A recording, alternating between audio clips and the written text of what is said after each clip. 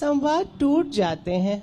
इतिहास में कई ऐसे बिंदु आते हैं, कई ऐसी परिस्थितियां होती हैं।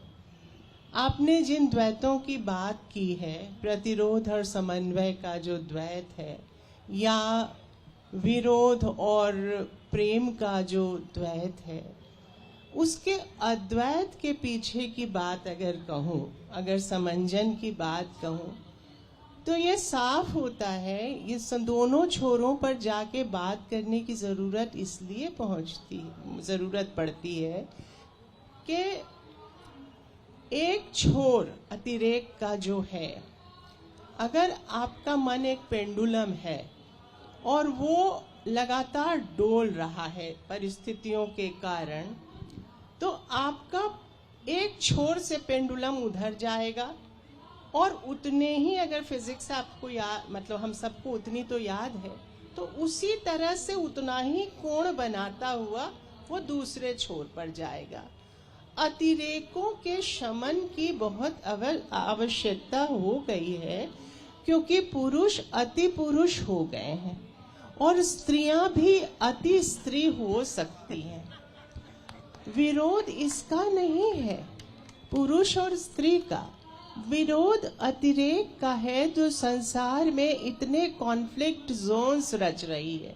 वो युद्ध की सीमा पर हो या घर की परिधि पर हो, संवादहीनता की जो स्थिति है और सत्य जो है, स्थित प्रज्ञता का या सम्यक दृष्टि का या ठहर के कुछ सोचने का जो सत्य है, वो पेंडुलम यानी मन के डोलना रुकना जब होगा और बीच में कहीं आने पर होगा, तभी वो आनंद वर्षा हो सकेगी, जिसमें एक तरह से उस तरह का समाज बन सकता है जिस तरह की सदिच्छा हम लोग मैटरनल पीस थियरी में, इस पर आजकल बहुत बात हो रही है, क्योंकि दुनिया में जितने भी युद्ध हो रहे हैं उनके निराकरण के लिए स्त्रियों की दृष्टि से बहुत कुछ हो रहा है। जैसे बोस्निया में हुआ, बोस्निया में जिन स्त्रियों का दैहिक दोहन हुआ युद्ध के समय में, उन्हीं घर की स्त्रियां गईं उनको सहलाने। और ऐसी ही सीता है, राम से वो जो पत्राचार करती है, मेरी वाली सीता, क्योंकि हर तरह जैसे धान का पौधा होता है ना, वो कहीं भी लगाया जाता है, उसको उखाड़ के उसको ट्रांसप्लांट कर दिया जाता है नई जमीन पर। इसी तरह पुराने साहित्य से जामन लेके हम अपना दही जमाते हैं, दूसरे शब्दों में कहें, लेकिन दूध तो नया रखना ही होगा ना। अगर हम खट्टाई दही वही दही चला देंगे, जामन ही तो हमको परंपरा से चाहिए, दूध तो नया ही देना होगा ना, ताजा दूह के ही लाना होगा ना। और वो परिस्थितियां जो हमारा दोहन कर रही हैं, उसका संदर्भ, उसकी जमीन पे हमको ये नई पौध लगानी होगी, नया धान लगाना होगा। तो हमने संघर्ष के कुछ क्षण वहाँ से लिए। फिर आखिर कल्पना होती है ना, कल्पना इसलिए होती है कि जल्पना के ऊपर वो एक खास तरह का लोक निर्माण कर सके। और आज की परिस्थितियों में उस तरह की जो संघर्ष क्षमता थी, जो सीता जैसे किरदार ने, कुछ तो मैंने कल्पना की कि सीता राम भी लगातार ही सीता से राय मांगते हैं, और वानप्रस्थ में दोनों आ चुके हैं, तो दोनों राय लेकर अलग होते हैं कि राम मेरे वाले कहते हैं कि क्या करना है, अब सत्ता का भाई मेरे योग्य हो चुके हैं, मैं चलता हूँ तुम्हारे साथ ही जंगल में, फिर मंगल। तो सीता समझाती हैं कि नहीं, अब आप जंगल वाला क्षेत्र मुझे छोड़ती हैं। वहाँ जो इतनी हत्या हुई है युद्ध के बाद, वहाँ के जो अनाथ बच्चे हैं, मैं लवकुश के साथ उन्हें भी पालूंगी, उन्हें भी शिक्षित करूंगी, उनसे संवाद करूंगी। प्रकृति जो हमें एक खास तरह की नैसर्गिक प्रज्ञा देती है, उसका संचार करूंगी। अंततः शिक्षा ही सही ढंग का प्रतिरोध है जो संस्कार का मार्जन कर सकती है। ये सीता का वैकल्पिक विजन है और आज की स्त्री का भी है। आप इस तरह से अगर देखें तो संवादहीनता ही, चाहे वो यूएनओ में घटी संवादहीनता हो या किसी भी दो तरह के जहाँ पर बात अटक गई हो, कहीं एक कॉन्फ्लिक्ट जोन बन गया है, वहाँ पर संवाद का रास्ता निकालना सविनय अवज्ञा, भाषा की सविनय अवज्ञा से, ये जैसे गांधी ने ये सूत्र स्त्रियों के खटवास पटवास से ही लिया होगा। ये स्त्रियों की खटवास पटवास की नीति ही है जो गांधी को काम आई। और जब काम उलझ जाता है तो रूठने से, अगर आप एक ऐसी स्त्री हैं जो जिम्मेदारी से अपने सब तरह के काम कर रही हैं, तब आप अगर रूठ जाएंगी तो दुनिया का रथ चक्र रुक जाएगा, गृहस्थी का भी और गृहस्थी के बाहर का भी। पहले अगर इतना दमखम आत्मी तेजस्विता अर्जित कर ले, वो सारे उन गुणों से जो पुरुषों में भी अपेक्षित हैं, त्याग से, सहिष्णुता से, मैं पहले भी ये बात कई बार कह चुकी हूँ कि साधनों का और अवसरों का बराबर आवंटन जरूरी है, जैसे कि सद्गुण कोशों का भी बराबर आवंटन जरूरी है। लज्जा सिर्फ स्त्री का गहना नहीं है, पुरुष का भी है। इस समझ के साथ पहले अपनी तेजस्विता अर्जित करके फिर अपनी, अगर आप रूठती हैं, अगर सविनय प्रति अवज्ञा करती हैं उनकी बात का, जैसे राम की उन्होंने, शंभू का भी एक नए तरह से मैंने वहाँ पर निर्माण किया है। यहाँ पर शंभू बाबा हैं जिनसे उनका संवाद है। जहाँ जहाँ अबोला है जंगल में, जहाँ की स्त्रियाँ राक्षसों की पत्नियाँ रूठी हुई हैं पूरी सत्ता से, वहाँ वो संवाद का माध्यम बनती हैं। और वहाँ के लवकुश भी अलग तरह का एक संसार प्रकृति से संवाद करते हुए नए पुरुष का, जो अति पुरुष नहीं होगा, ऐसा एक संसार वो रचते हैं। तो यही मैंने किया। जैसे धराऊ साड़ी माँ की होती है, दादी की होती है, नानी की होती है, और इस तरह की नई लड़कियां उसका उसको नए सिरे से काट के एक नए तरह का आउटफिट बना लेती हैं, एक तरह का कुर्ता बना लेती हैं।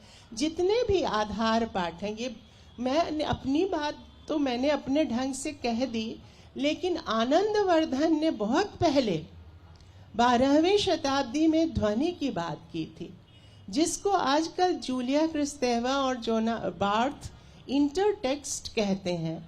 ध्वनि मेरे ख्याल से आनंदवर्धन ने उसे ही कहा था। और उन्होंने कहा क्या थे, प्राचीन जो उन्होंने कहा था, अगर मैं एक रूपक के माध्यम से सामने रखूं तो हर पाठ एक रुद्र वीणा है। रुद्र वीणा में बहुत सारे प्राचीन स्वर सोए होते हैं, ध्वनियाँ सोई होती हैं। उन ध्वनियों को नए रियाज से नई तरह से जगाना होता है। तो पुनः पाठ की यही आवश्यकता है, जो कि इनको नए तरह से जन्म देने का, जैसे नए पुरुष को जन्म देने का, स्त्रीवाद के गर्भ में पले हुए पुरुष को, सम्यक पुरुष को जन्म देने का अकेली पड़ी स्त्री ने संकल्प लिया है, वैसे ही सभी स्त्रियों ने एक तरह से यही संकल्प लिया है। किसी ने मन ही मन लिया है, क्योंकि प्रेम तो उनके अंदर बहता है ना, वो तो चाहती है ना कि प्रेम करें, लेकिन प्रेम के योग्य पुरुष बनाना अब उन्हीं को पड़ रहा है, क्योंकि हिंसा बहुत ज्यादा बढ़ गई है। प्रेम के लायक पुरुष कैसा होगा, जिसमें बहुत अतिरेक क्रोध का, कामना का या लोभ का नहीं होगा, कलेजे में प्यार करने का, क्योंकि स्त्री ने अपना परिष्कार बहुत किया है, युगों से किया है, और अब जो शिक्षा से नई आंख मिली है वो उससे और दिव्य हुई है। तो उसके लायक, उसके प्रेम के लायक पुरुष बनना पड़ेगा। और धीरे धीरे एक आंखों पे जो मोतियाबिंद हो गया है, उसकी फीको सर्जरी, हर पूर्वग्रह एक तरह का मोतियाबिंद है। बाइबल में एक लाइन आती है, seeing they don't see, hearing they don't hear. तो समय के साथ साथ परंपरा की नदी जो चली थी तो वो किसी अच्छे सदाशय से ही, लेकिन धीरे धीरे जो बहते हुए उसमें गंदगियां घुलती गईं, उसके परिष्कार के चलते अगर आंखों में कुछ विकार आ गया है, कुछ पूर्वाग्रह पैदा हो गए हैं उन लोगों के लिए जो कि हिंसा का प्रतिराध हिंसा से नहीं करते और संवाद से करना चाहते हैं, उन लोगों के लिए एक उपाय रह जाता है कि अपने पसंद के पुरुषों का मॉडल वो साहित्य में गढ़ें। धीरोदात्त धीर और उसके नए पुरुष जो हो, क्योंकि हम अगर प्रेम करने लायक पुरुष नहीं मिलता, हिंसक पुरुष मिलता है जीवन में जो कि ज्यादातर आसपास, तो क्या होता है कि स्त्री उसको बीमार बच्चे की तरह अपना लेती है, लेकिन उसको वो बीमार बच्चे को जैसे देखभाल कर देती है, लेकिन हुलसता नहीं है उसका हृदय उसके लिए। प्रेम का पात्र बनने के लिए थोड़ा सबलाइम होना तो जरूरी ही होगा। जैसे अगर आप चाहते हैं कि आपकी नायिका पद्मिनी नायिका हो, तो वो भी तो चाहेगी ना पद्मिनी नायिका नई वाली कि आप धीरोदात्त पुरुष हो। कैसे होगा? विद्यापति की बात है कि पिया मोरा बालक हम तरुणी, पिया ले ली गोदक चलली बाजार। ज्यादातर स्त्रियां अपने पियाओं को गोदी के बच्चा की तरह धारण करके जीवन निर्वाह कर देती, जिनको रोज माफ करना पड़े, जिसको रोज माफ करना पड़े, उस व्यक्ति को के लिए आदमी को दया हो सकती है, उस व्यक्ति के लिए आदमी को सहिष्णुता हो सकती है, लेकिन उमगन नहीं हो सकती।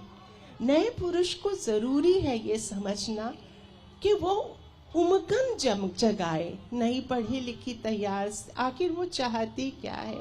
वो मनो एक दोस्त समाज चाहती है, जहाँ दोस्त पुरुष सब तरह के विषयों से उससे बात करें और उसे सिर्फ एक देह में, सिर्फ एक गर्भ में रिड्यूस करके नहीं देखें।